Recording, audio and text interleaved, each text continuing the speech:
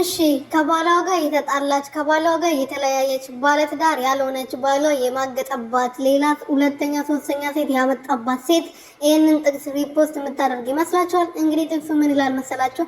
እንደፈለግኩ የምሆንበት መቼም ዞር ብሎ የማያየኝ አባት የሆነ ባል አለኝ። ልብክን አይቀይርብኝ፣ ልብን አይቀይርብኝ፣ ኤዋነትን አይቀይርብኝ፣ ይሄ ማንነትን አይቀይርብኝ የሚል ጥቅስ ነው እንግዲህ በሌላ መንገድ። ስለዚህ ሩቲና አብርሽ አልተለያዩም፣ ፍቅር ናቸው። ትዳራቸውን እያጣጣሙ ተቃቅፈው እየተኙ እኛ እዚህ ሙቀት ሰውነታችን ላይ ልክ ውሃ የፈሰሰ ይመስል ጠብ ጠብ እያለ ከዛ ለነሱ እያሰብን ለነሱ እየተቃጠን ጊዜያችን እናጠፋለን። አራታውን ቁዶች ሰላም ሰላም ቤተሰቦች እንዴት ናችሁልኝ? እኔ ያለው እግዚአብሔር ይመስገን። በያላችሁበት ሰላማችሁ ብዙ ትርፍርፍ ይበልልኝ። ለዚህ ቻናል አዲስ ሆናችሁ ሰብስክራይብ ያደረጋችሁ ቤተሰብ ሆኖ እንግዲህ ሩቲና አብርሽ እንደተለያዩ ይሄንን ጥቅስ አንብባችሁ መረዳት ትችላላችሁ።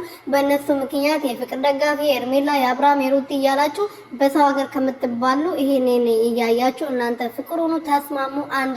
አንድነት ይበጀናል እኛ ምክንያቱም እኛ አንድ ነገር ብንወድቅ በዚህ ሰዓት ሙቀት ነው። በጣም ከሙቀቱ ጋር ከጭንቀቱ ጋር ራሳችን ስተን ብንወድቅ ማዳማችን ሳታያን እዛው ደርቀን ነው የምንቀራውና የምንደራረሰው እኛ ነን። የራሳቸውን ህይወት ኖሩ፣ የእናንተን ህይወት እነሱ ያው ጸጉራቸውን፣ ልብሳቸውን በየደቂቃው ሜካባቸውን በየአይነቱ እየቀያየሩ ይመጣሉ። እኛ እዚህ እኮ ሜካፕ የምንቀባው ወደ ሀገር ስንገባ ነው። ጸጉራችን የምንሰራው ወደ ሀገር ስንገባ ነው፣ ከ4 ከ6 ዓመት በኋላ ማለት ነው። ስለዚህ ራሳችሁን ሁኑ፣ ከራሳችሁ ጋር ሁኑ፣ አጨነቁ።